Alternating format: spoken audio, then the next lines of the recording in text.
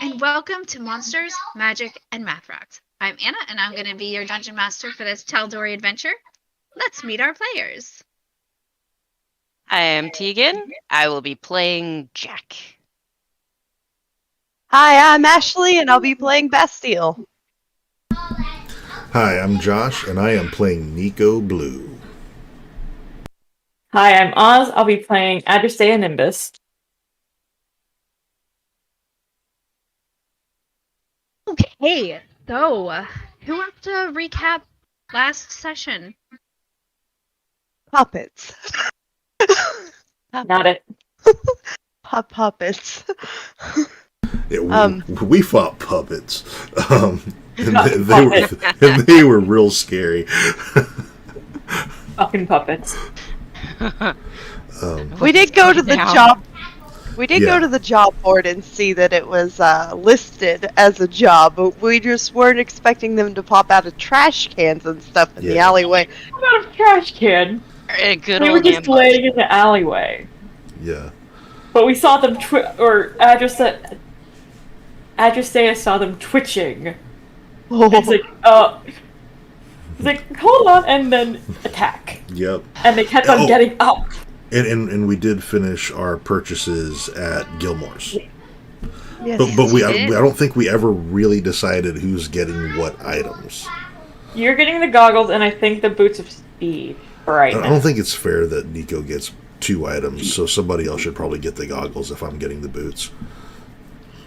I know I kept the plushie.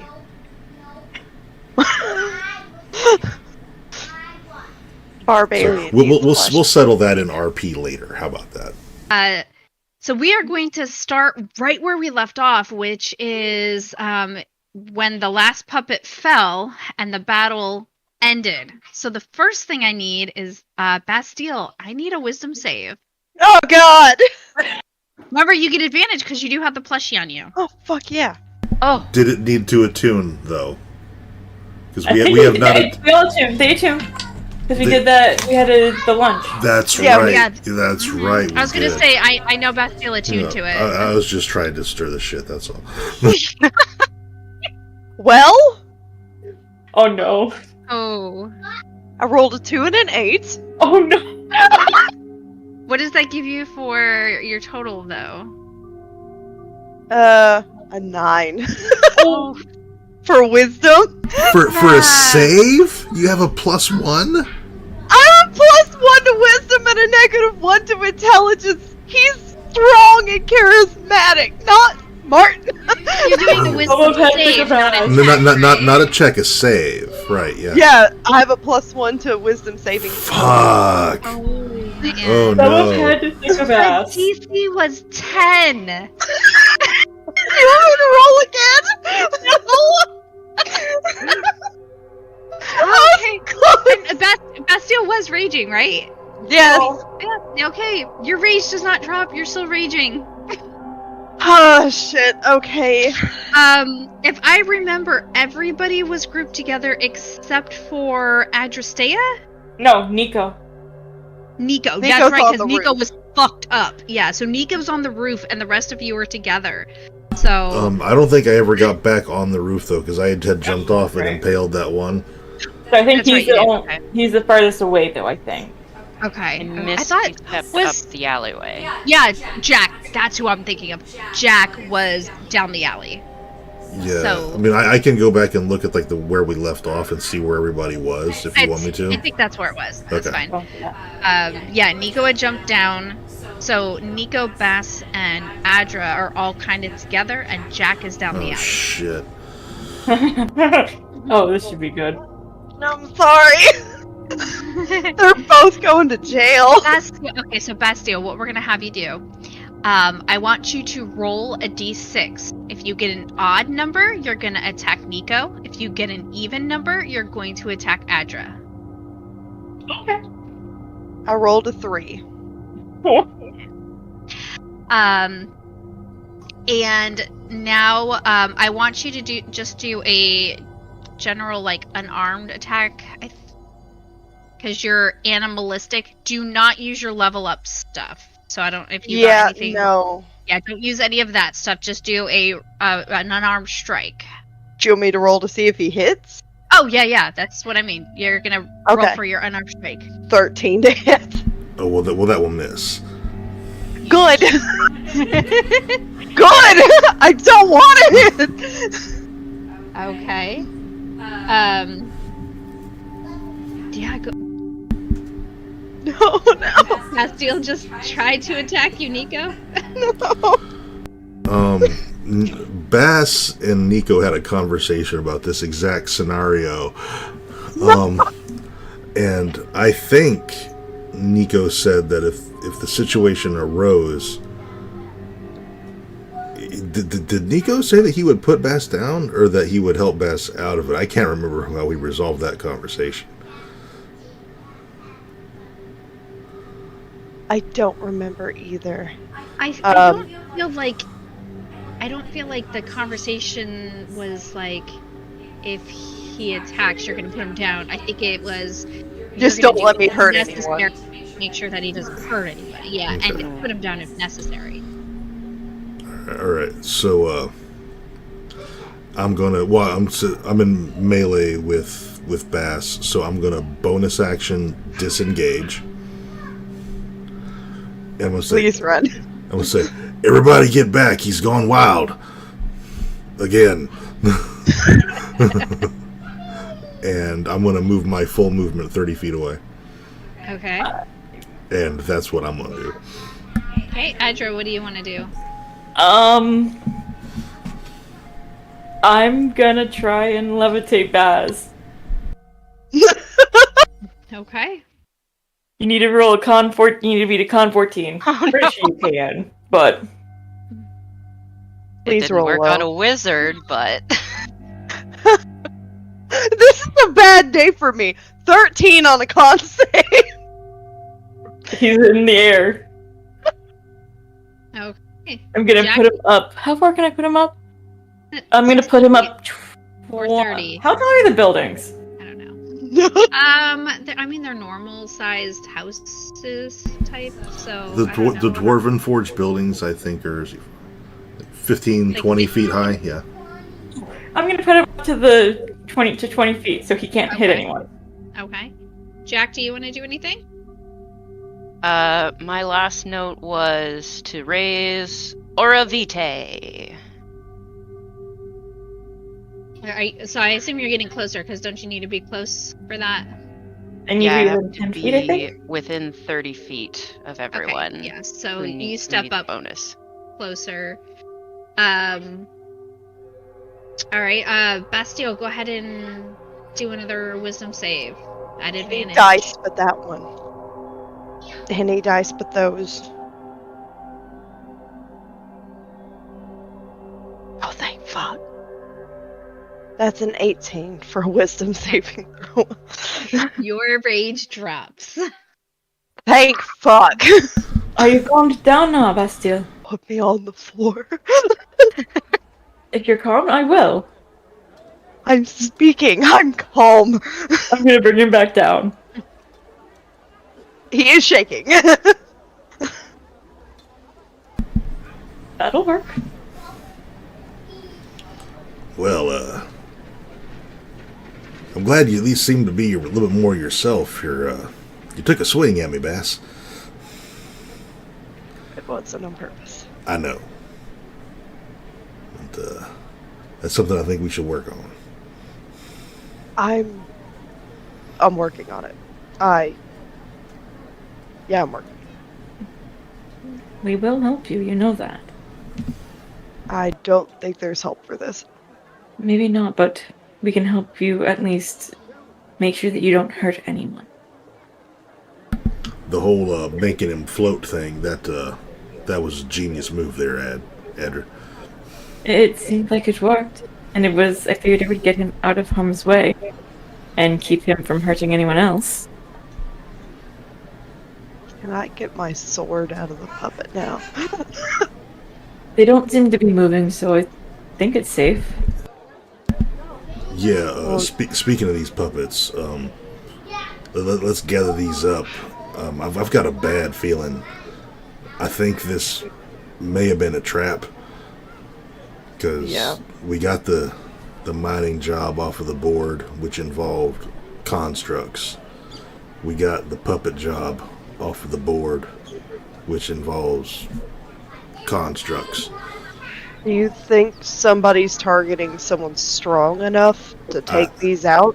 I think maybe whoever is in charge of the Ravagers or of this particular operation they're running maybe put two and two together and figured out that whoever disrupted their operation at the mines got the idea to do so from the job board, and so put up another job as bait. Should we take this to the Cobalt Soul then? I think we need to pick these things up and get somewhere safe, because I wouldn't be shocked if we were, if somebody's been watching us, been waiting to see who answered the call here. You're not wrong. And like I said, maybe we need to actually show them that this is a threat and not just a... Because if they're putting more on the board that's going to put people at risk, they need to know. Let's go speak to the puppet maker, to this toy master. See what he has to say if these are his puppets. What if Unless- the puppet maker is the person who set us up? Are There's we up only for one that? way to find out. I'm saying we're not up for that right now. If he is a powerful magic user, and tell you the truth, I'm pretty fucking whipped right now. I don't think I have another fight left in me. Like I said, let's take the flyer, and let's take the puppets back to the Cobalt Soul.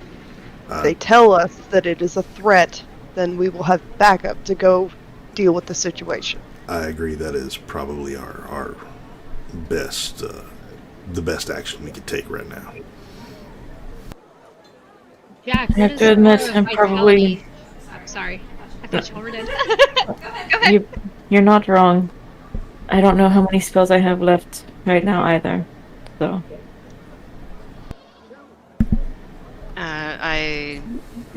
Or vitality, how does that work? Action to cast, bonus action to heal 2d6 every round Okay, for 1 minute. let's go ahead and do your healing. Uno. Wow. Who knows? So I know I saw Nico pretty ragged. So I'm going to start with Nico. That is 9. 9! 9! 7.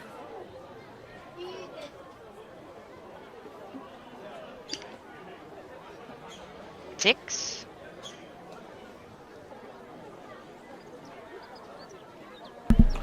4. I am over halfway healed now.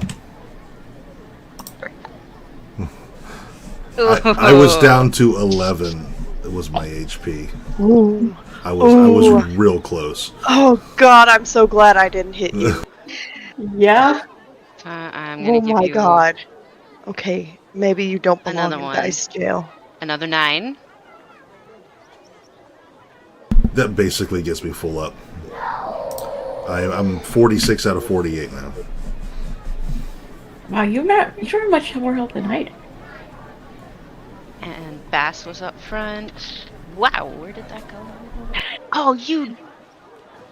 3. That's fine. 3 is better than nothing. 7. Is that for Bastille? Yep.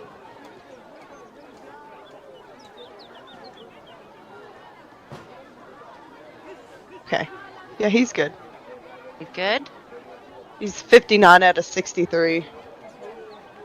And Adra, did you get smacked in the fight? So this Yes. one is yours. 6. Okay. 5. 8. I'm pretty much... I can't type. 5. I'm good. I'm 11 points from full. I'm good. You'll have one more. So I think I just got hit once. No. That's full. I only had 6 points down. Can we say we did that as we walked toward the Cobalt Soul? Yes. Because Yeah. Nico On the would not way. want to just stay in this alley waiting No. for somebody to descend No. upon him. It's So- a walk and talk spell. Yeah, clarifying, did y'all grab the puppets to take with you to the soul? Okay. Bastille So- has skewered them on the sword to make sure that if they do try to attack, they are at arm's length and on a sword. Okay. Also, just in case this mission wasn't a trap, Nico still wants to get paid, so he's gonna make sure we have the puppets to turn back in. Okay. Yeah, they're damaged, but they're at a safe distance from my face. Okay. Since Yeah, these yeah. are wooden puppets, would there be any symbols, clear symbols? Are they just wood? Or are they wood and cloth? Because you said something about they're more like ventriloquist puppets. Yeah, they're like ventriloquist puppets, so they are wooden puppets, but they have clothing on them. But are they stuffed with stuffing? Because No, okay. they are wooden. So there's probably a Solid wooden wood. handle on the back. Yeah, of they are solid wood, but they and they have clothing on top of them. If you want to see if they have any marks or anything, go ahead and make a investigation check. I will assist. Oh, thank you. You bets. Oh, good thing, because that was an unhappy dice. Advantage. Better. That is 18. Okay. So yeah, you start looking on them, and it does not take very long for you to find a symbol carved into the chest. It looks rough and like it was done in a hurry, but it is the symbol of an eye, and it kind of looks like there might be blood dripping down from it, but it's Huh. really badly done. Huh.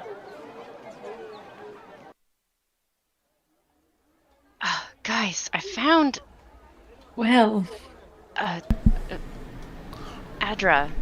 even if I see it. Even if the puppet maker isn't involved, I do believe that is the symbol that we're looking for. I think I was that afraid is of that. probably a good thing we're going to the Cobalt Soul, if this is what we're going to find on all three of them. Might I suggest that we make haste and get there toot sweet. Smell bag in tow. From the clothing of a puppet. So you make your way towards the Cobalt Soul, and as you're walking, Jack, you hear, "Disappointed in you, child. I told you could have some fun, and yet you lock me out."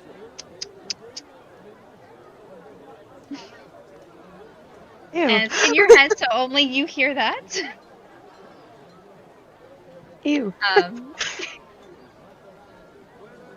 All right. So yeah. Do you want to reply? Because you can reply. Mm-mm. Okay. Okay. You get to the Cobalt Soul, and there's the guards there. They recognize you from the last time you were in, so it doesn't. There's no difficulty in getting inside and to the little waiting room for Kalessa, and you don't wait very long before she comes out, and I don't remember what my NPC sound like, so I'm sorry. Kalessa's now British-ish, maybe. We'll see. She was British before. I relate to this problem. I feel like she was, but also all of my accents just kind of merged together into one. So she's going to be British and then country. Who knows? Maybe some Irish in there. I don't know. So she comes out. Is this a conversation we should have in private? She asks. Yes. She looks. Absolutely. I'd say so. Probably. Okay, suppose come to my office. And she leads you to her office. And you all get settled down. So from behind her desk. Nico's just leaning like in a corner, just with his arms crossed, leaning against the wall. I suppose you have a reason for bringing puppets? Dolls? I don't know, into my office. There is a reason. Bastille, do you want to lay them out? Yeah, he will, and he'll make sure that they see. You pointed out the symbol to everybody else, right? Yeah, Jack pointed out to me and I pointed out to everyone else. Then, yeah, he would show the symbol. And he would show the flyer that we came across. Oh, and she's We're gonna... not so sure this is a coincidence. I'm pretty damn certain this is not a coincidence. Well, I could send somebody to Priories and see if the job was legit or not. It certainly looks suspicious. The symbol of the Ruiner on the chest of these dummies definitely makes me think that somebody either noticed you or wanted to figure out who you were. That was my thought as well. You said you would send someone to check out the legitimacy of said job. Might we be able to accompany whoever you send? I would love to get a look at whoever this was, but with some backup. That would be nice. Yes, of course.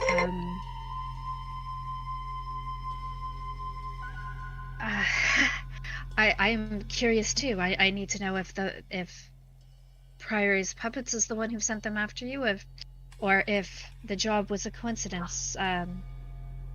Well, or if the job was not a coincidence, but something that Priory needed, assuming that Priory is the owner's name, because the puppets were taken to be used by the Ruiner, and it's the job. We'll figure it out. Yes, that's. Sorry, you caught me at a weird moment. We were looking into some things with the Ruiners, and this is definitely a step in the wrong direction.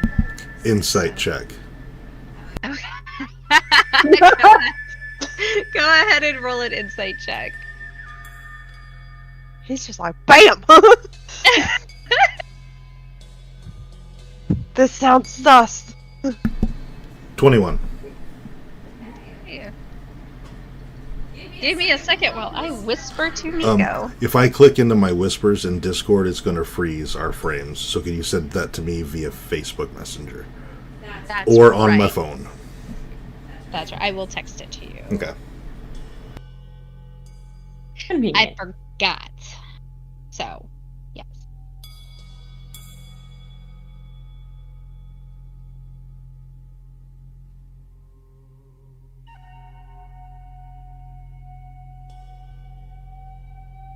Don't forget to check out the lovely art by Joe. Oh, yeah. Thank you. Yes, our wonderful art was done by Bugwall Whispers. JoeRocksArt.com. Check him out. Yeah, This whisper was brought to you by Joe Rocks Art. internet famous Joe Martin. Find him at joerocksart.com. Yes. Okay. So she gets up and heads to the door and like signals somebody, and two other members of the Cobalt Soul come in, and they pick up the puppets and they're going to carry them, and she leads you out with the little job notice in her hand so that she can figure out where you're going, and heads with you to Priory's puppet.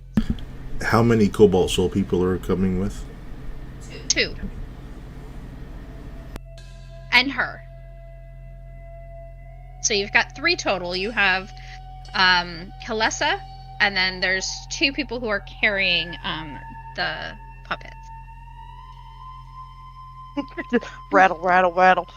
Yeah. There's like a big beefy dude who's got 2 on his shoulders, and then a pretty big beefy gal with 1 on her shoulder. Nico would make a point of following behind them and keeping like laser focus on those puppets.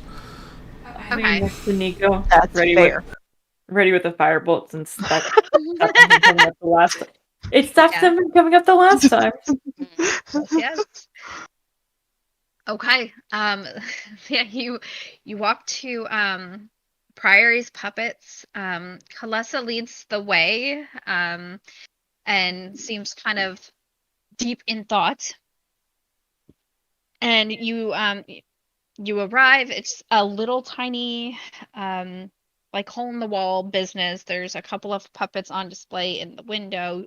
You go inside, and there are all manner of puppets and dolls, from some that are the size of the ones that you fought, all the way down to like little miniature ones, kind of all over the place.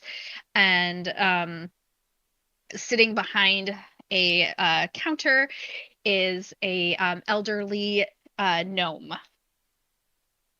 And he looks up as you all file in, and is about to like greet you, like, "Oh yes, I have customers with welcome to those are my puppets. What did you do to them?" That's what they tried to do to us. I'm sorry, they're puppets. You do a lot of artwork on your puppets?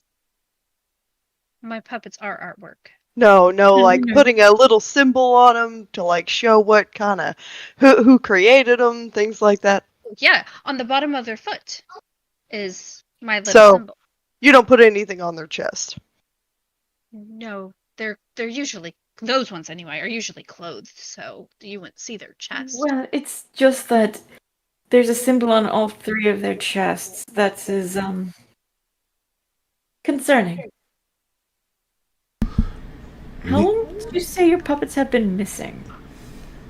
Oh, well, I noticed that they disappeared last night. I was doing inventory and was noticed, these are the big ticket items, and yeah, I noticed they were gone. So I went right after I closed up and went and put the posting up on that job board. Interesting. Nico, you were going to say something? Josh was just going to say, Nico's not listening to this. He is keeping an eye on every puppet in this fucking room. That's fair. Oh no! Make a perception check. There's several with the same face, and you're like, "Don't you fucking move! I'll pin you to the wall, I swear to God!" 14. Everything looks fine to you?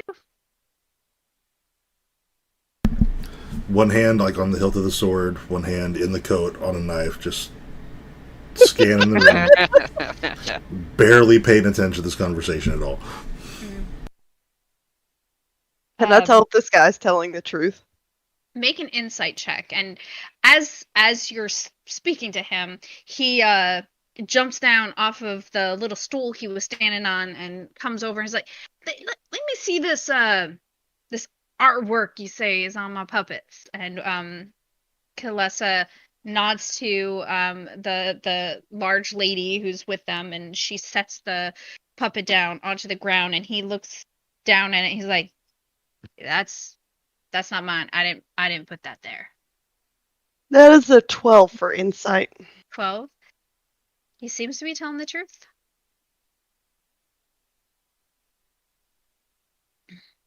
And you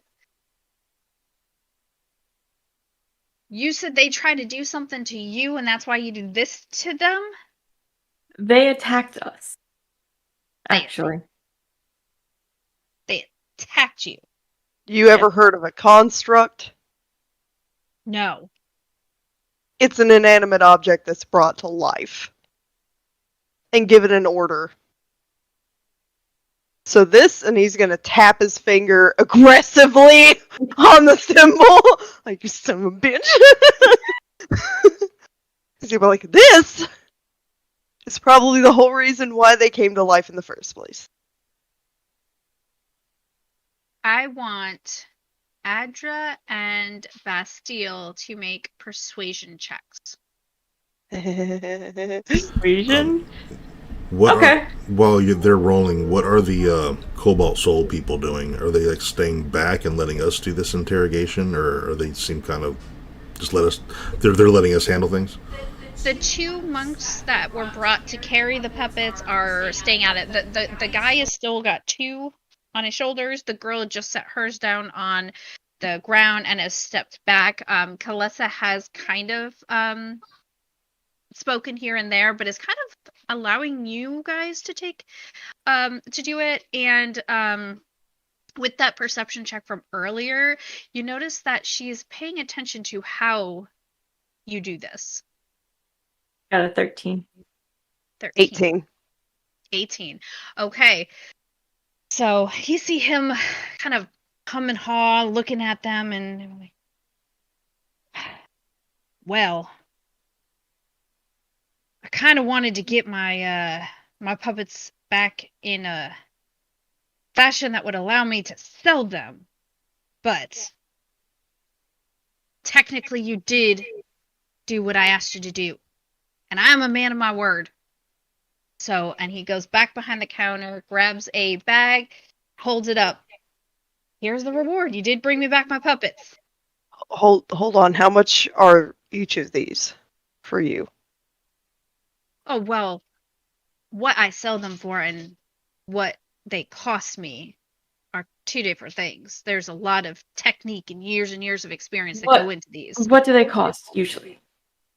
These big ones here are about 500 gold each. How much do they cost you to make? About 100 gold each to And make how- in supplies. They take, the time is what you're paying for with something like this. How So- much was the reward again? Was it 800? It was 800, yeah. Yes. Can I give him 100 of whatever I'm getting Yeah. for at least? I was going to do the same. Yeah, I mean, So he gets a bag of 800 gold. What you do with it is up to you. As soon as money talk started, Nico started paying attention.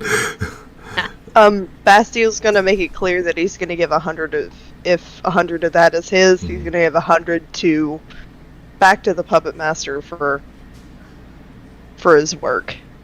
Alright, so when Nico tries to hand him 100 gold, Kalessa puts a hand out, like in front, not touching Bastille. Or, sorry, Bastille, not Nico. Jesus. Yeah, that's right. It's the Laura Lagna thing. Oh no. Why No. Bastille and Nico? I just mix them up. I don't know why. That's a... Anyway, Kalessa puts out a hand to stop Bastille and says, the Cobalt Soul will make sure that he is reimbursed for his loss. You deserve the reward. You fought them. You deserve a reward. So take your money. As long as he's compensated for that, I- because this right ain't in- his fault. Right in front of you, she takes out her coin purse and gives him 300 gold to cover the material cost of the puppets. Okay. Nico will remember this.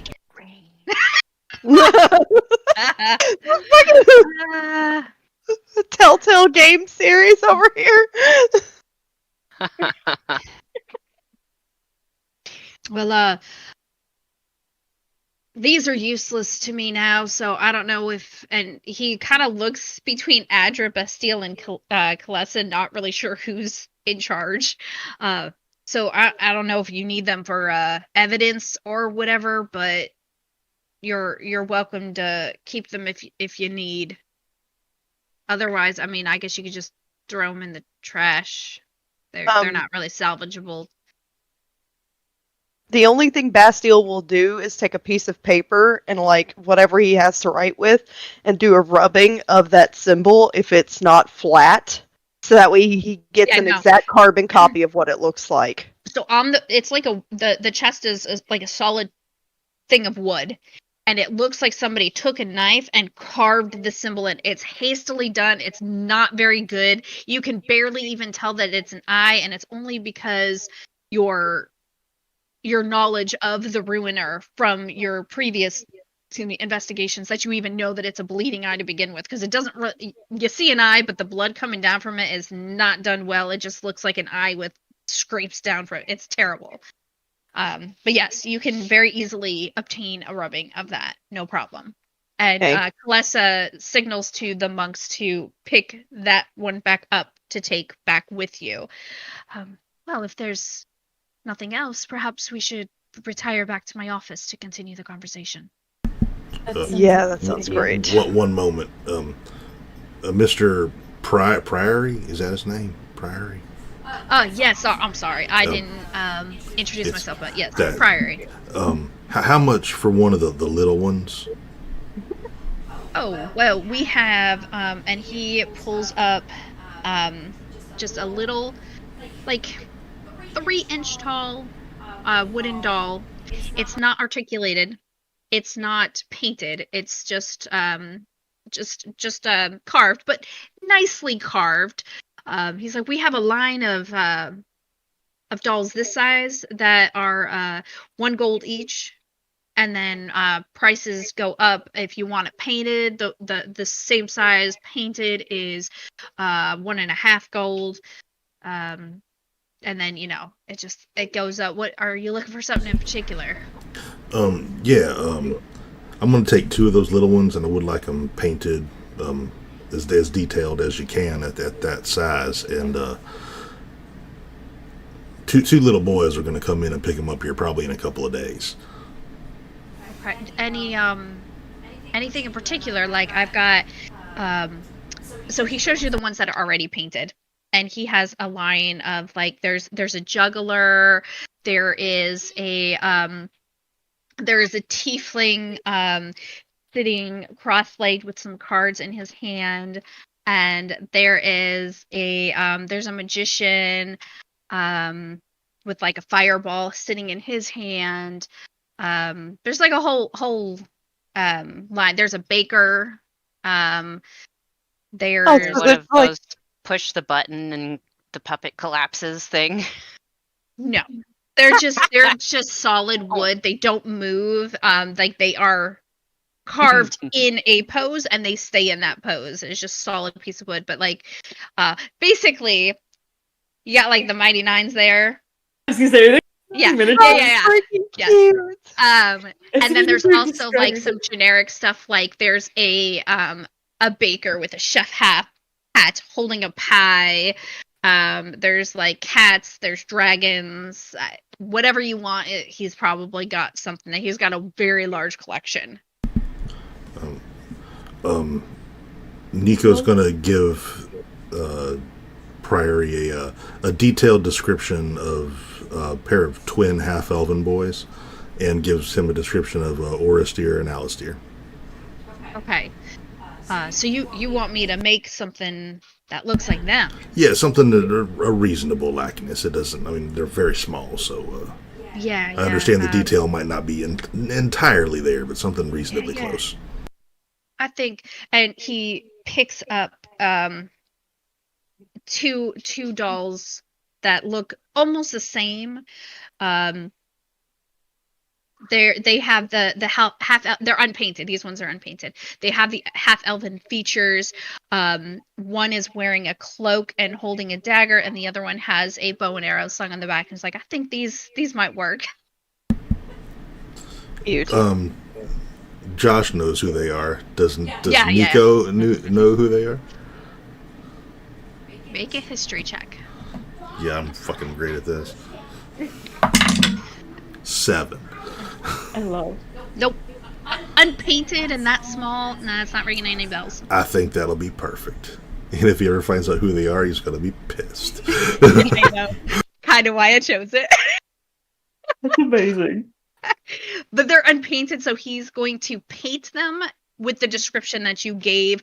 If their hair's shorter, he'll, whittle down the hair. He'll use those as bases, but then he'll carve them and paint them to look like the descriptions you gave. Okay. That sounds perfect, Priory. And I hand him over 4 gold. Okay. All right. Well, I will have these, and I will just keep them under the counter, and they should be ready by tomorrow morning. But I'll have them under the counter when 2 little boys that match this description come in. I will give them to them. That sounds lovely. I appreciate it.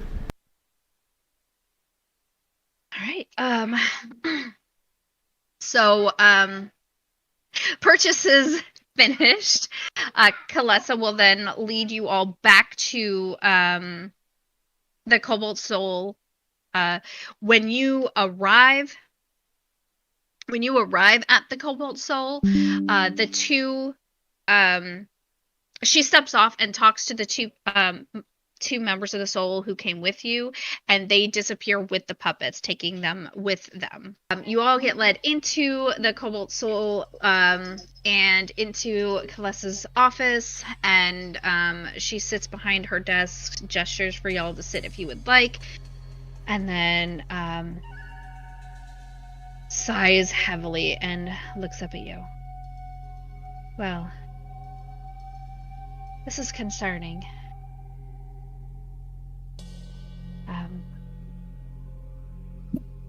I'm sorry, but you look mighty troubled. How bad is it? And please, don't sugarcoat. Well, How much trouble are we in? I don't like that. I I'm don't not either. entirely sure. There are a few reasons I can think of for this puppet situation. They are things that, if I were in their place, would do. One is that they either noticed you, or they assumed you came because of a job notice, and they got the puppets and placed them there to watch for somebody to take a job and follow them. The carving on the chest is unnecessary to the spell, but in order to scry upon these puppets, they would need to be unique. So, that is my main concern, is that they were set there to watch and then go with you. So I don't know, there's no way to know if you were scried upon. Do you mean while we were fighting them? Or any time before, to see who you are. Neat. That's Now, concerning. that's not proof. They don't know that you're the ones who...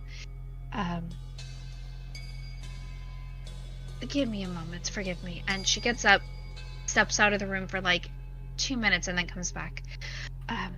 While she's gone, Yes. Nico's gonna look at the group. I don't know if you've noticed this, but I have kind of a distinct look. And if they've had eyes on me, it wouldn't take anybody very long to figure out where I'm from. I have people. I need to get them safe. We'll do that. You'll help me? Of course. Thank you. And would I put 2 and 2 together that he's talking about the boys and possibly other people? Because I'd seen them in the crowd before, and then he spoke about two Yeah, boys. I would. Priory's puppets is too small for his conversation with Priory to go unheard. And yes, you did see them in the crowd. So, yeah, you would probably, I would say Bastille would probably assume that those two are either the people he's talking about or part of the people. Since there's two boys, you don't know if that's it or not, because two is technically people. I was gonna True. say, would Adra know? Or some similar? Since she's been in Westruun for a while? I think Adra would probably the same. You've seen him before because you've kind of sourced his crowd a few times. Yeah. So at some point you've noticed those two boys that keep coming up. You've probably noticed that they pickpocket people. So yeah, I would say that you would probably also assume that those two boys are at least part of the people that he's talking about. Okay. Yeah. And Kalesta comes back in with like a little bag, and she sits down.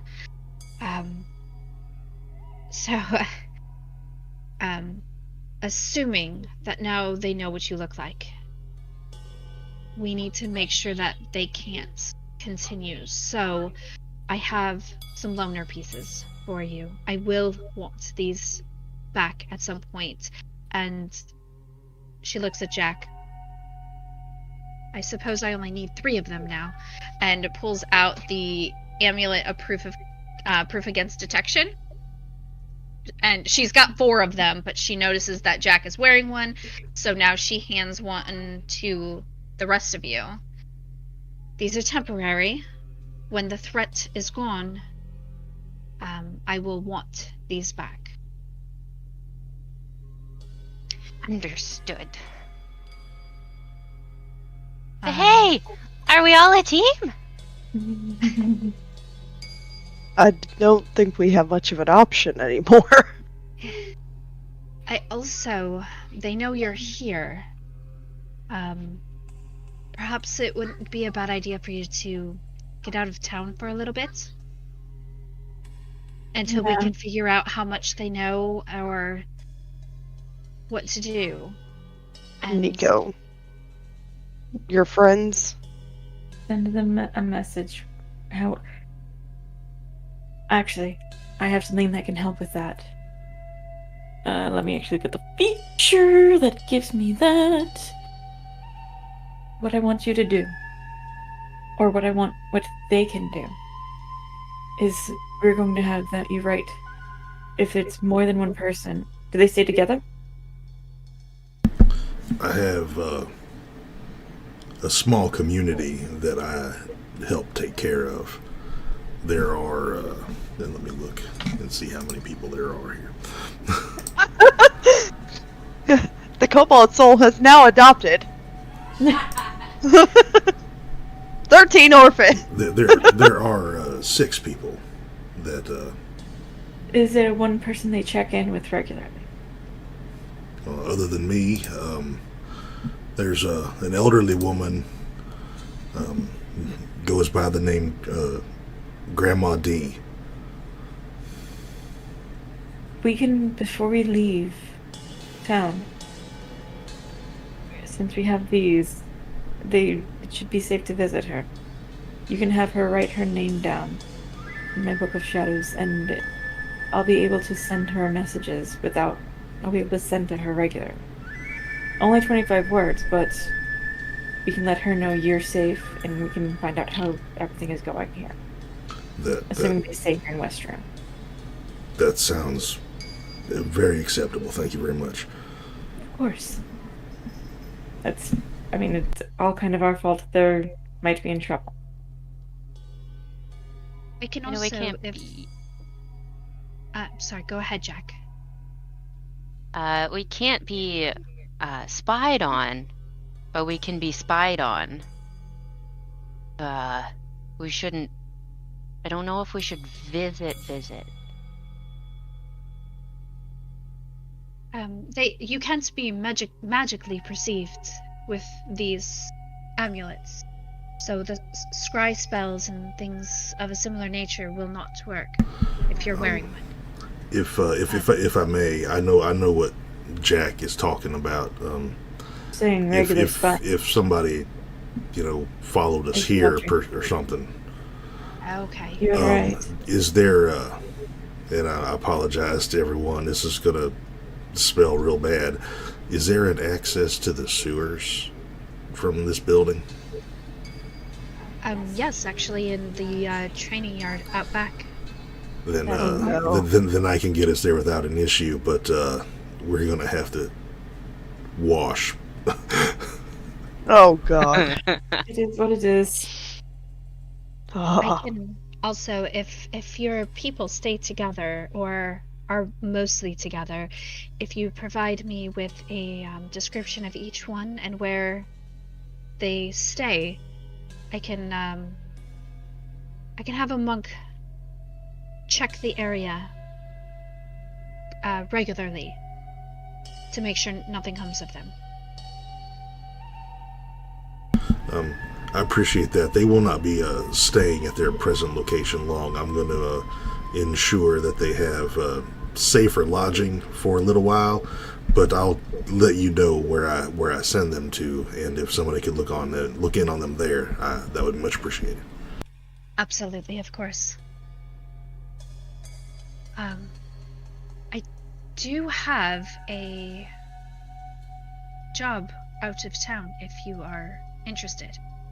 It would get you out of the city for a little bit, and I don't think you'll have any problems with the Ravagers.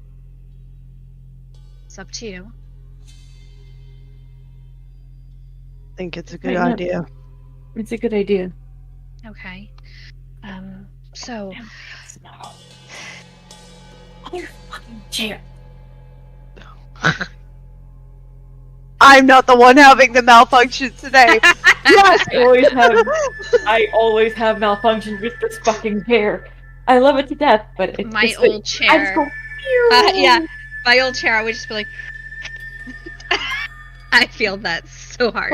Let me show Okay. your crew height. Okay, so it has come to the reserve's attention that there is a rumor out over in Shadeborough about a demon. Obviously, we think nothing of this. It is just a rumor.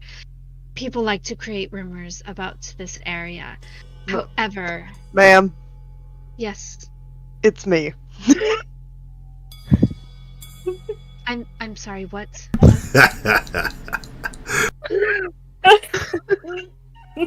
Please just take those down.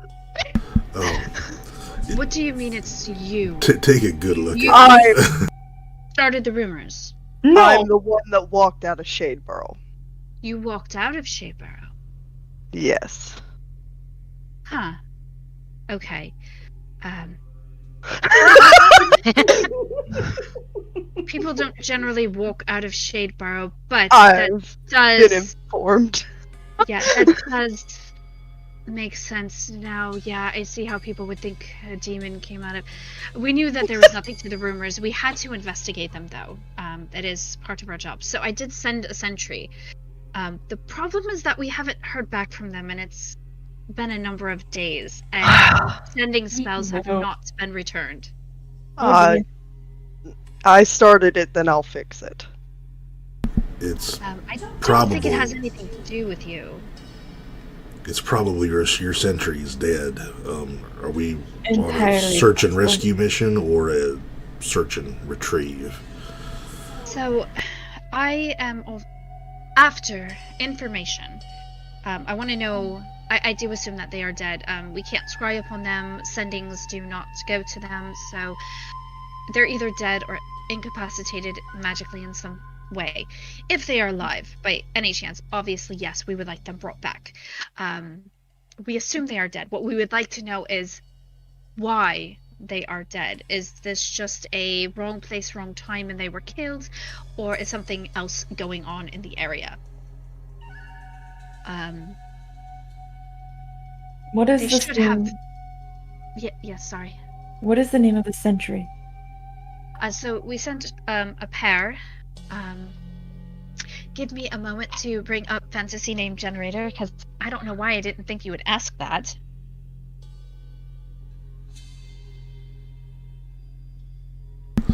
It's not a rabbit named Riley, is it? Could be I am not going to pull in all of the Critical Role characters. No, Like no, Varian. this is from my campaign. Oh, that's right. Riley is from your campaign. No, it's not. It's the Varian rabbit and, that pegged fucking. I forgot your character's name, Razric. Razric, there it is. No. Nothing happened, okay? Okay, so Poor Raz. so we sent Goran and Amar after them. Goran. Goren, Goran. And Amar? Amar. Give me a second, because I am putting this in my notes too, so I don't forget. Since, Amar. no, it's Aimar. Aim. Wow, I spelled that right. Okay. They were new recruits. This was their first real thing. We didn't think anything of the rumors. Rumors from Shadebarrow are a dime a dozen. They're constant. We do have to keep up on them because occasionally weird shit happens out there, and there are some truths to the rumors. But they were just supposed to go and look and come back and report. They were not supposed to engage at all. So, but that should get you out of town for at least a week. And we can keep in touch, and hopefully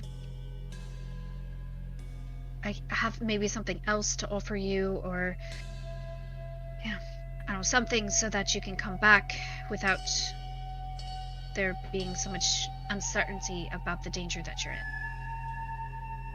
It might not be a bad idea for us to. I'm gonna hand over the Book of Shadows to Kalisa on a page where I'm gonna have names. Okay. Yeah, and she takes a pen and scrawls her name on there. This is not the first time she's seen something like this. Warlock motherfucker. Mm-hmm. And she hands that back. Yes. We will also make sure that we send to you occasionally as well, to provide updates and such. I won't rely upon you contacting me. So, since you seem to be familiar with the spell, Agistea, I will have our cleric see you so that she can then send to you later. That sounds like a good idea. English is not my first language today, apparently. That sounds like a good idea. Druidic.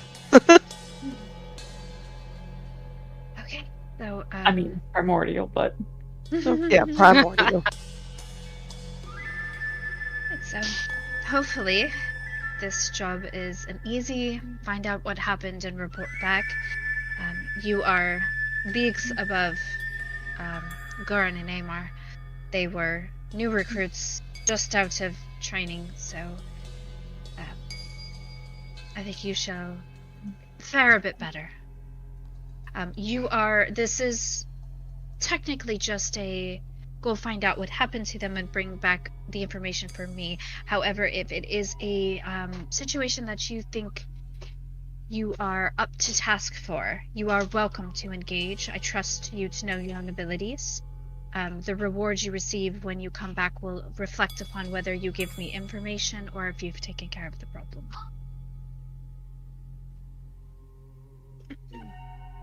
Do you have any questions?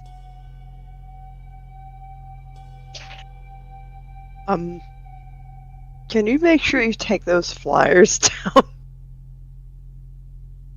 About the demon leaving Shadeborough. Yes, we'll We do track the drop boards to see what's going on. Any mention of the demon from Shideborough we will remove. Yes. Thank you. All right. I don't appreciate. Look. I shouldn't laugh, but it's entertaining. I'm sorry, Beth.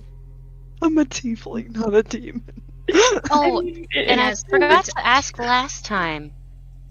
Khaleesi. No, Kalessa. Kalessa. Look, it's so on brand for Jax. She also has white hair done in intricate braids, which I had not. That was not intentional. Fuck. Beautiful. I forgot to ask the last time we came here, if there was any way, your books had information on this symbol on my locket. Just anybody that could find out. Yeah, I can put in. May I? And she holds her hand out for the locket. Okay, and she takes it and puts a piece of paper down and does a rubbing of the symbol and hands it back. Do you have somewhere we can, any idea where to start for this information? I found out that it was Elven. Okay, That's- that helps. It definitely helps. We have thousands and thousands of books at our disposal. So, knowing that it's Elvish, that narrows it down. Thank you so much. Okay. And I hand Bastille 2 smell bags. And I turn into a blink dog.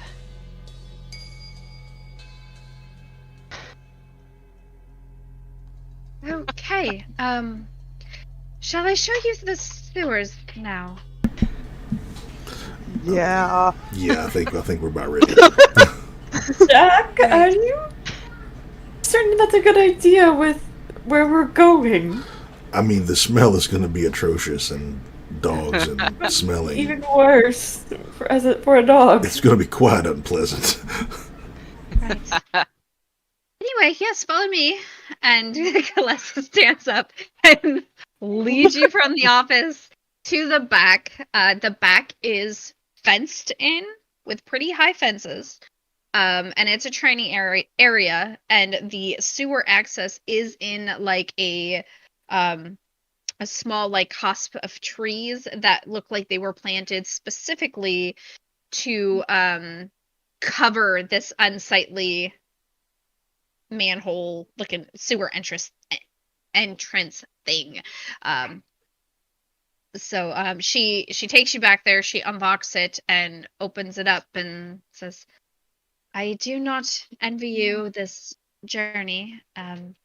Once you get your people safe, if you would have Adresea send me a message with their location, and how you said 6 people? Was she in the room for that? My brain. No, she was Yeah, not in the. She wasn't in the room for that. The Cobalt Soul lady. Yeah. Okay. So send me the location and how many are there, and I will make sure that they are looked in on occasionally. Not too much. I don't want to interfere in their business, but we'll keep you up. Keep them watched. At least I don't think that Nico mentioned it to her after when he was asking about the sewers and stuff. I don't think he mentioned it. I don't think No. so. No, I don't know, but whatever. Just she needs the location and how many, and maybe like brief descriptions. And with the name of the Book of Shadows, I believe you can cast At will. sending at will as many times as you want. So you can just send a long list, numerous sendings of what these people look like once you meet them. So That is correct. okay. All right.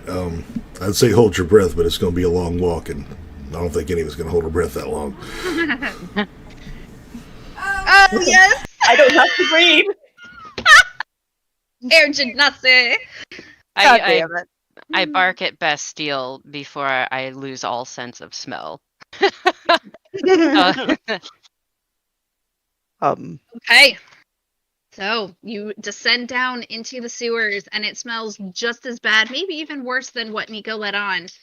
And Nico takes point and leads you wherever Nico's going to lead you. We're going to pop up, like, right in the middle of Crate Street. Okay. Do you want? Do y'all want to have any conversations while you're going there, or do you want to just pop up in Crate Street? It would be like probably a 30, 45-minute walk through the sewers.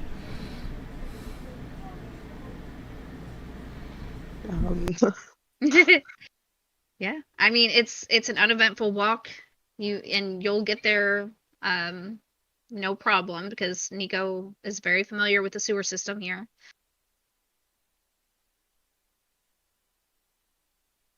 Don't ever make us take this walk again. I will do my God's honest best, but no promises.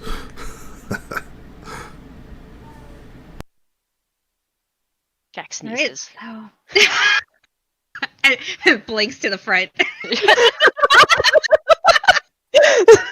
God damn it. So yeah, you get there without incidents.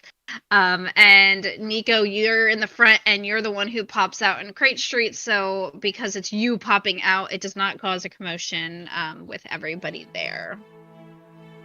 Y'all come out. What do you do? As we kind of come out of the sewers, we're in. It's called Crate Street, but really what it is an alley, and various crates from the market, which is really not far from here. Larger crates from like larger items that have been broken down and built up into like little like a shanty town in this alley. I'm gonna pop up and go. Oristeer, Alistair, where are you at? Come on, boys. And darting out from two of the crates are two little half-elven boys. What are their names? Oristeer. It's Orastir. Orastair. Stir, no A. At the. Alright, okay. And Alistair, Alastir. Okay. And they are identical twin boys. And they kind of come from opposite sides and meet right next, so they're like boxing you in, Nico. You got something for us? You have more? I do, but I have some more urgent business. I need everybody to gather around. You get them together. Yeah, of course, yeah, we'll do that. And they take off, go into all of the other crates and gathering everybody. And it doesn't take very long to get most everybody. That's not the dog I wanted. What do Oristeer and Alistair look like? I know identical twins. Short, brown hair, half elf ears. They look, like 8-year-old little boys.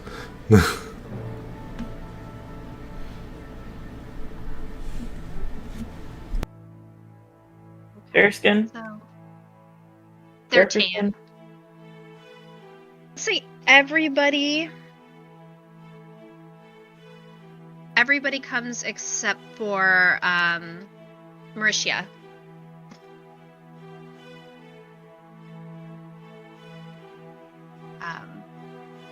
So what you all see is the little boys disappear, and the first person to come out is an elderly dark blue tiefling, and she's got like a little cane, and she kind of comes out and there is a broken down rocking chair right in front of the largest of the crate houses, and she comes out and she sits there, and it's not far from where you are, and after she comes out, there's another young woman, half elf, very, very tan, and one of the boys is pulling her hand like, come on, mama, come on, come on. And then as soon as she is next to the tiefling, the little boy darts off. You have no idea which one it is because Orister and Alistair look exactly the same. It is like impossible to tell them apart.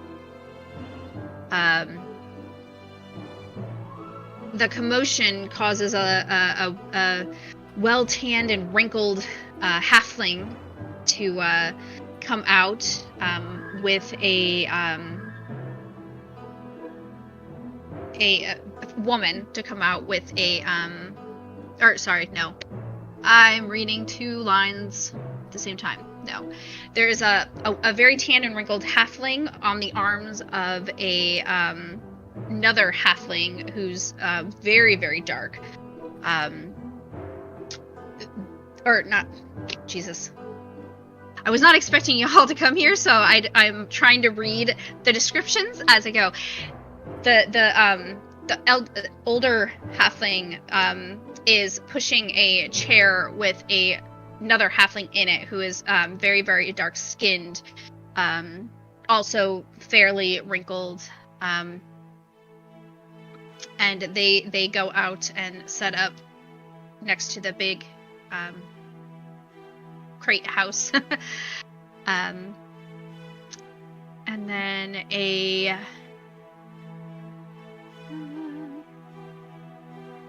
middle-aged human, beefy looking person comes out, who's got like some scars that you can see just peeking up on the hands. The hands are pretty badly scarred, and then like it kind of comes up the forearm a little bit, and they all gather, and one of the little boys, which Nico, you can tell them apart, so this is Alistair, comes up and tugs on your jacket and like wants to talk to you, like this, like, yeah, what you got? I can't find Mauricia. I think she might be out doing her jobs. All right, I'll find her later. Damn. Well, if this is everybody, I guess let's get started. Thank you. And once you stand up straight, the elderly, dark blue tiefling woman sets the cane between her legs on the rocking chair and leans forward a little bit. Here you go. What do you got for us? Well, Grandma, do you remember that hornet's nest I told you I kicked? I do, yeah. Well, I fear there is a chance it may lead back to here, so we need to move. Now, luckily, I've come into some coin, and I can afford to put all of y'all up for a while. And side note from Josh, I said there were 6 people. There's actually 8. I didn't scroll down to the next page. Okay. So I'm very sorry, but y'all are going to need to pack up real quick, because some trouble might be coming this way.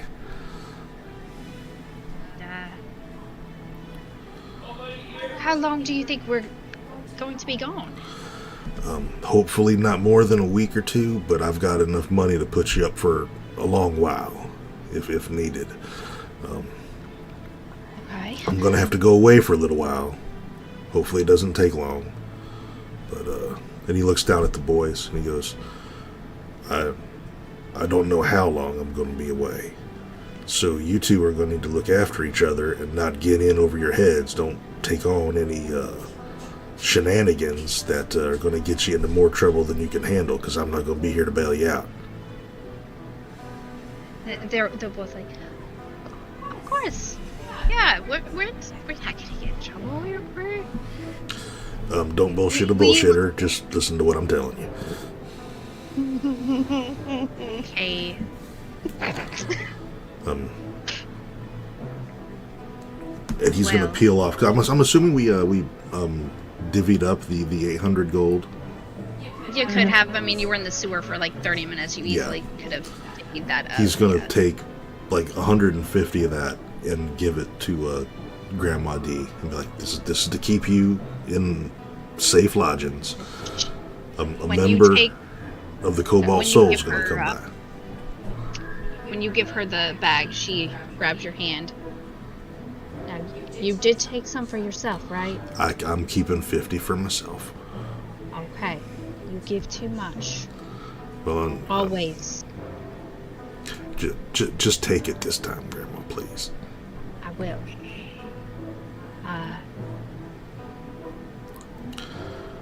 Do you have... Is there someone you think we should go? Or should we just... I was thinking, what was the place where we stayed the other night when he snuck out the window? Hold on. I got you. Hold on. Give me a second. It is called the Mute Dragons. Well, no, that's the tavern. Yeah, that's the place we drank the first session. I remember that place. Was it the Musky Dwarf? Was that it? Yeah. Yeah. That sounds right. Sure. It is now. Musky dwarf. Or no. Musky. It was the Musky Dwarf. Musky dwarf. That was it. I was thinking the Musky Dwarf. It's not too nice. It's not too shitty. It'll be right in the middle where people won't tend to look. And there will be a member of the Cobalt Soul looking in every once in a while just to make sure everybody's okay. Now that sounds very serious. It is very, very serious, Grandma, which is another reason why I need to get out of town for a little bit. We need to be unseen for a bit. And you're going to take care of yourself. I'm going to take care of myself, and my friends are going to be going with me. It's fortunately, I alone did not kick this hornet's nest. We did it as a group, and we're going to get through it as a group. We'll look after him for you. Speaking of your friends, Nico. I raised you. My accent cannot fucking choose. I raised you better than that. Who are these people? Sorry, I got ahead of myself, Grandma. Grandma, this is Bastille, and he motions to the giant tiefling next to him, and Jack, and Adristea.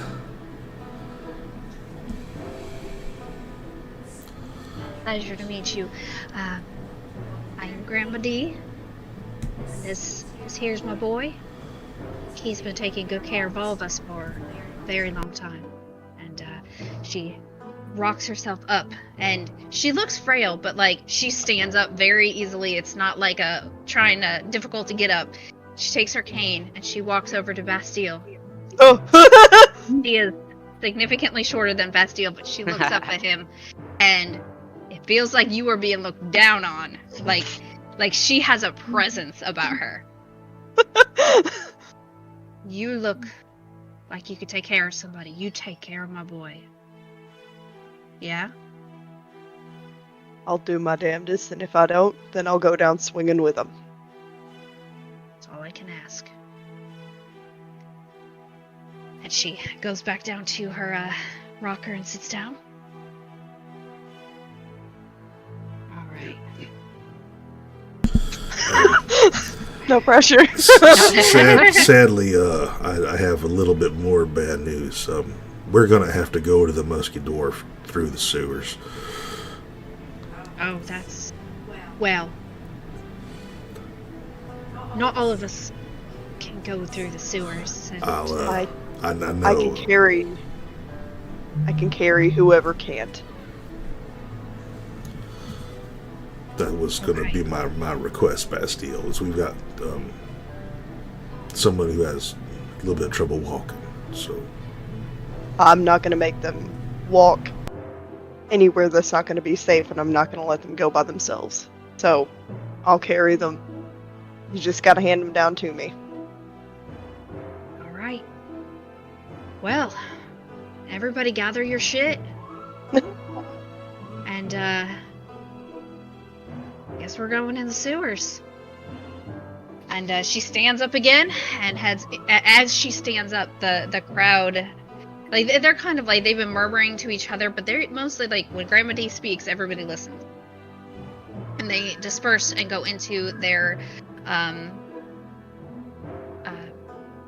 They're homes. crazy. Yeah, I know. I'm like, they're crate homes. As Grandma D stands up, she puts a hand on the tan half elven woman and looks down at her and she says, "Get one of your boys to get some stuff together for Mauricia." And she nods and heads off towards Orsteer and Alistair, and they go off and she whispers to them. So everybody goes, they gather their things. It takes them like no time at all. Like 5 minutes later, everybody's back out with a bag ready to go.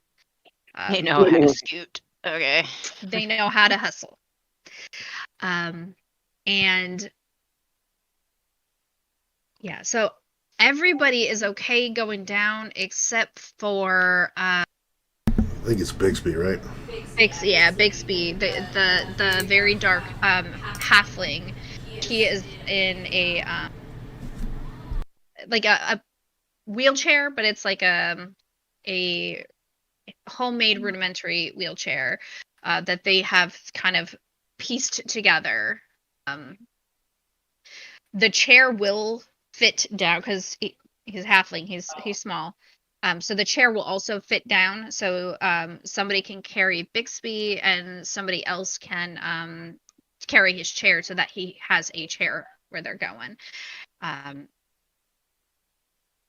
And y'all go down into the sewers once more and head on over to the Musky Dwarf. You get a pass for this one extra time of making me go through these damn sewers. One time, and he's like very careful with this halfling. Like every other time you've seen him hulking, like just all of his shit everywhere, but this one time he is like super fucking careful.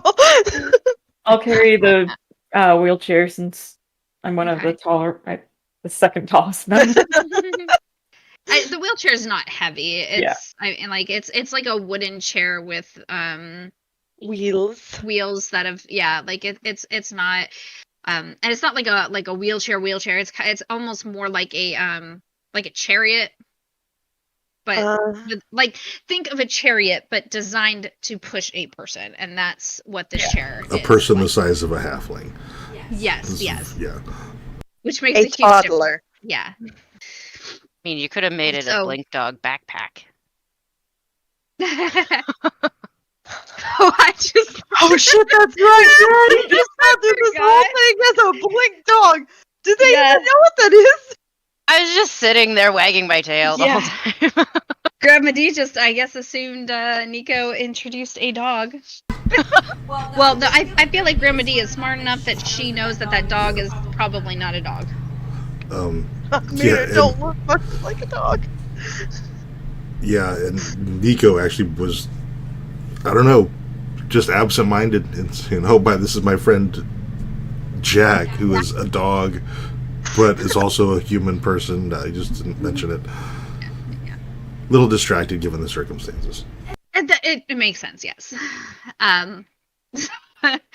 You travel through the sewers once more and arrive at the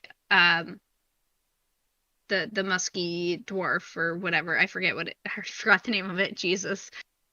And it doesn't take very long to get some rooms. It is a 2-story tavern, and they do have some rooms on the ground floor, and that's where Bixby and Landis set up. and then the rest take rooms upstairs. I imagine we pretty much pack the house. Take up pretty much all the rooms. Yeah, like they're gonna have to, like, some people are gonna have to stay together that probably normally wouldn't, because they only have so many rooms, and the some of them are already being taken. So, but yeah, you get a number of rooms for all of them. Yeah. Granny D, before we do go somewhere, before you do leave, can I get you to do one thing for me? Well, sweetie, that depends on the thing. I'm going to have you write your name down on this in this book. And As a random tale. It's for a reason. It will allow me to send you messages and let you know how Nico is. well, And for you to be able to check in as well. if it keeps me in touch with Nico, I suppose I can do so. And she takes the book and writes her name down in there. And her full name is... Yes. Sorry. Delana. Yeah, Delana, capital D, capital L. Yeah, I'm just gonna copy paste it in the chat for Okay. them.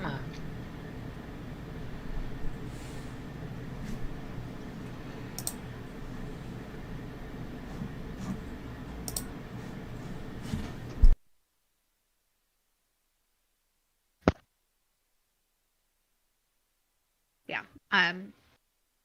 She writes her name down and hands you back the book.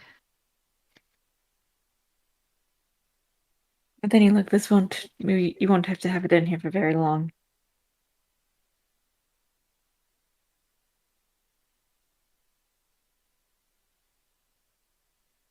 Well, you all take care of my Nico. Make sure he gets back to me in one piece. And we'll endeavor to do our best. And he'll look out for you. He don't know any other way.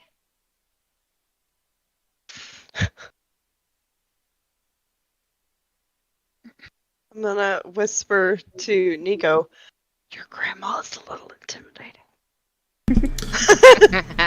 You don't know the half of it. I like her. I do too, but damn. I imagine on the walk, y'all got a little bit of information about the others, at least names. So the middle-aged human with the burn scars on their hands, that is Mac. The very tan half-elven young woman is Nomally, and I'll send these in the chat later. Is Nomally? She is the mom of Orestier and Alistair. The dark halfling in the wheelchair is Bixby, and he is married to Landis, the other halfling that was tan and like wrinkled and stuff. Like, a lot of them are very tan because it looked like people who are out in the sun all the time, like a farmer. Like, that's the like, they're sand and like, or tanned and like weathered from the sun. And then y'all have heard the name Mauricia mentioned, who isn't there. Grandma D is gonna go over to Nico and say, Don't worry about Mauricia. Mac's gonna go out and go to her usual haunts and bring her back. Okay? All right, then. When Adra checks in with you later on tomorrow, just let me know that you found her. Will do.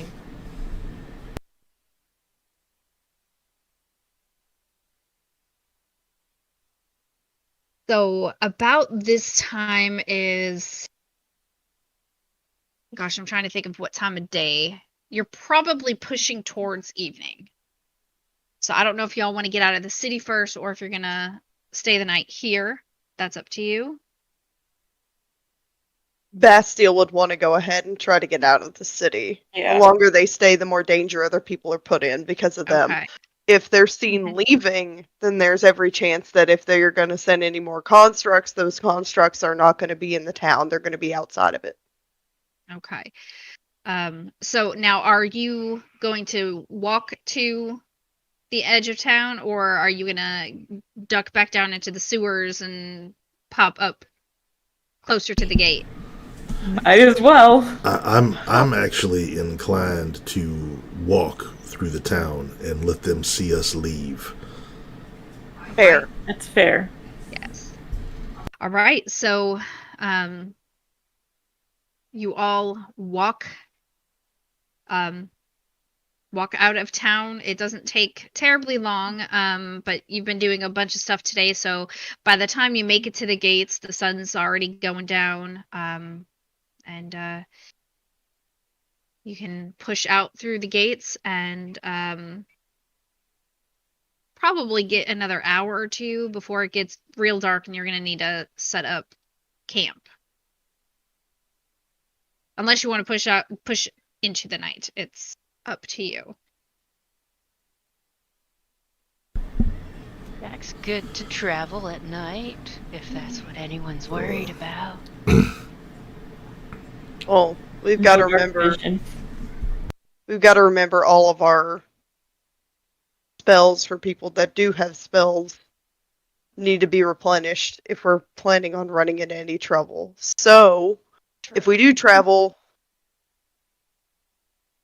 then we need don't to have much. Yeah, then we need to travel for a shorter period of time, not super long into the night, but enough to get us there and then take a rest because we need to rest. Mm-hmm. Shadeborough is a hike. I would know. Yes. It is quite a ways to Shadeborough. Like, y'all are going to be gone for a few weeks because of travel. Alone. And we didn't think to buy horses or anything. Oh. Nope, sure didn't. So we're going to be walking. So it would never occur to Nico to buy a horse No, anyway. it wouldn't. Yeah. It wouldn't occur to Jack either. It probably wouldn't occur to Azure. Yeah. All right. Bastille, I should have warned you. All right. So you walk for a little bit. You are going to stop and rest once it gets dark. Okay. Yeah. Before we end the session, I do want to do your rest. So we're going to go ahead and do watches, and then we'll start next session with you waking up. So who's taking first watch? Bastille will take first watch. I'll take second. I'll take third. Okay. So, first watch, Bastille, go ahead and roll a perception. That is a 16 for perception. Okay, so you're sitting there, everybody's in their tents sleeping, and you notice a figure just kind of walking up towards you. He's not trying to hide it. He doesn't seem aggressive. Just kind of walking, like lowly whistling a little tune. And as I don't know, like when you would say something, but he's gonna walk up and sit down across the fire from you. What does this person look like? So he looks kind of elvish, and he's got this giant mane of red curly hair. I'm going to kick anyone close to me and wake up anyone around me. I'll be like, who are you? Well, he does not let you kick anybody. Oh, shit! Yeah. When he notices you trying to do it, he'll be like, this is a conversation just for us. Okay? I mean you no harm. I promise you I mean you no harm. Then who are you? Oh. My name is Artigan.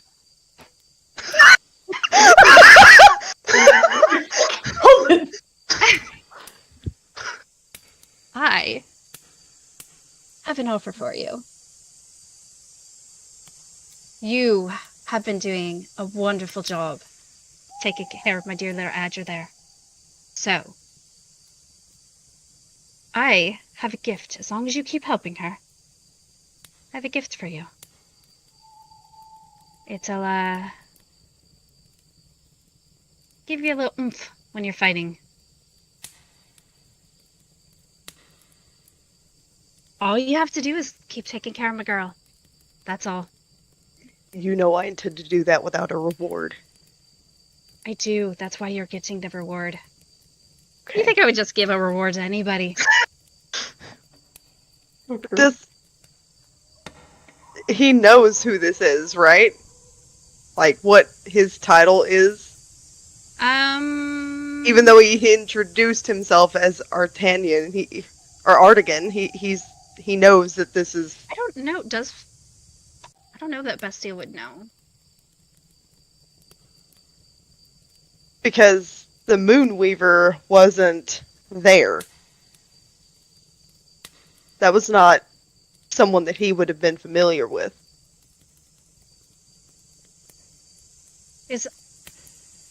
I don't know, based on Bastille's backstory, that he would know who Artigan is. Introduced as Artigan. Yeah, so he'll just assume that this is yeah, you can make a religion check, maybe? I'm trying to think. I mean, you can make like an insight check, I guess, to see if he really knows Adra. I don't know that you have enough information to figure out like a relationship to Adra. Like, I would at least know that he's not a threat. You can, do an insight check, and that'll let you know if he's a threat and if he's really friends with Adra. That's dirty. That's a dirty 20. Yeah, so he's not lying. He doesn't seem to be a threat, and he does seem sincere in his wish to protect Adra. Then you've got yourself a deal. Perfect. And he scoots a little closer so he's not reaching into the fire. Holds out his hand for a handshake. He'll take his hand and give him a handshake. Okay. So, Bastille, you now have, this is your, Path of the Beast. Yes! So now you have access to,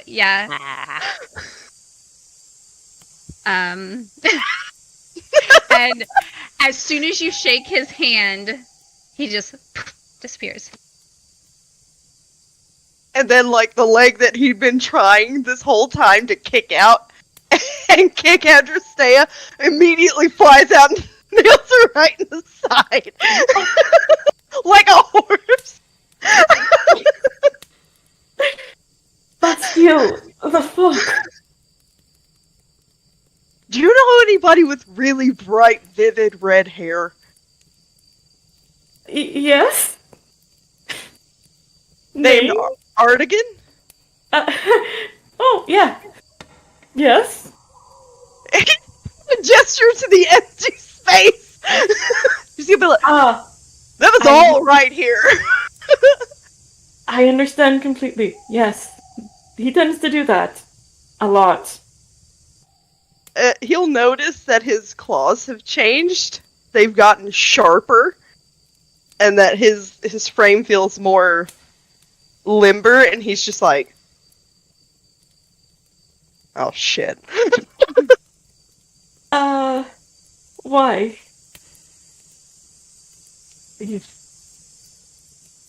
I may have made a deal with him, and, That tracks. He is a fae. An archfey, but he's a fae. Ah, fuck. Good. Chaotic, but he's good. This better not come back and bite me in the ass later. What decision did you make? Well, he asked me to keep you safe, And he's gonna gesture, and his hair's gotten a little bit longer, his claws are longer, and he just all around looks a little bit more nimble than he... Yeah, he looks a little bit more animalistic.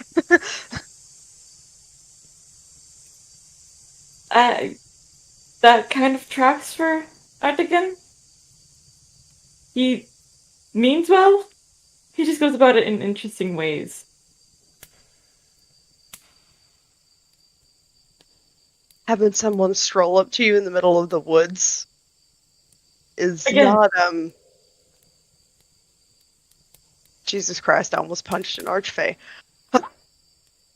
Well, not Jesus, what's the equivalent here? Helor? Hello! You wouldn't have been able to punch him. Unless he actually wanted you to. You would have tried. And then you would have fallen into the fire. Because you would have been frozen until us. Knowing him. Remind me one night and I'll tell you the story of how that whole thing came to happen. Alright. Go back to bed. Well, I might as well. Oh. Yeah, I just taken the second watch, so yeah, you can go ahead. Alright, yeah, he's just gonna go lay down and hopefully sleep. Okay. The rest of the watches are uneventful. Only Bastile's watch was the one that needed a perception check because I don't have anything planned for anything to happen for these watches. So, the rest of the night is uneventful, and you all wake in the morning, and that is where we will pick up next week. So, all right, that's going to conclude today's session. I hope you enjoyed it. Thank you so much for watching, and we hope to see you next time.